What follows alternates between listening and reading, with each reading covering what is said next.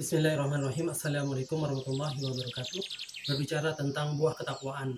Manusia adalah makhluk ciptaan Allah Subhanahu wa taala yang paling mulia karena Allah yang memuliakannya dan memberi kelebihan kepadanya agar kemudian ia terjaga.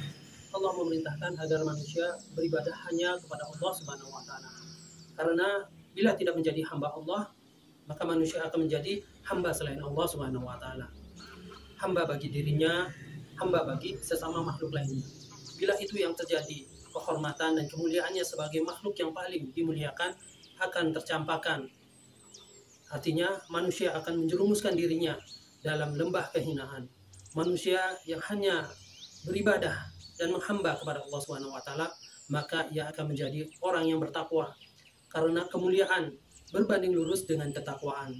Semakin tinggi ketakwaan seseorang, maka semakin tinggi pula kemuliaannya.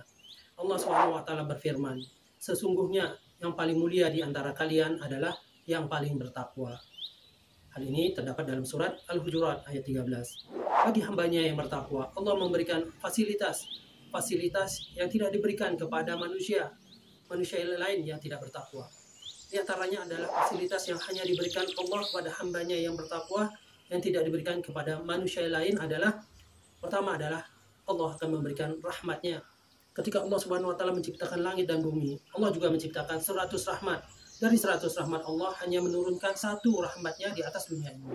Dan 99 rahmat Allah yang lain disimpan Allah Subhanahu wa taala dan akan diberikan kepada hamba-hambanya yang beriman. Sedangkan ketakwaan adalah derajat iman yang paling tinggi. Allah Subhanahu wa taala berfirman, dan Al-Qur'an ini adalah kitab suci yang kami turunkan, yang diberkahi. Karena itu ikutilah ia dan bertakwalah agar kalian dirahmati Allah. An-An'am ayat 155. Kemudian Allah akan memberikan furqan atau pembeda, karena iman adalah cahaya yang menerangi hati. Dengan iman kita bisa melihat kesalahan dan secara terang-benderang. Ketakwaan memberikan cahaya dan kemampuan lebih bagi orang yang beriman. Kemampuan untuk membedakan halal dan haram. Bahkan terhadap hal-hal yang subhat.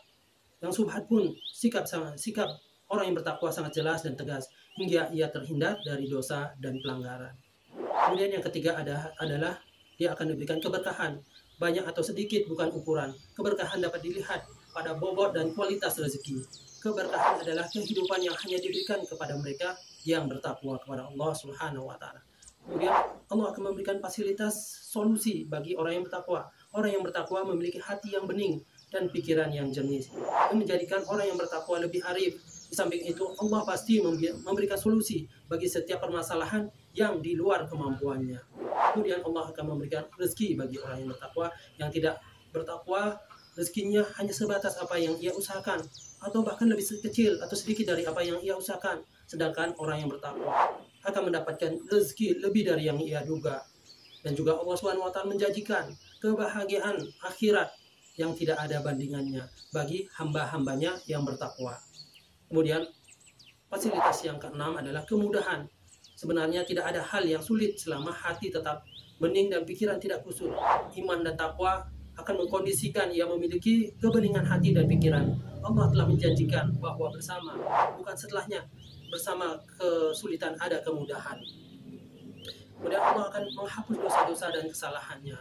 Ketakwaan mendorong orang untuk melakukan kebaikan. Kebaikan menghapus keburukan, sebagaimana air akan memadamkan api.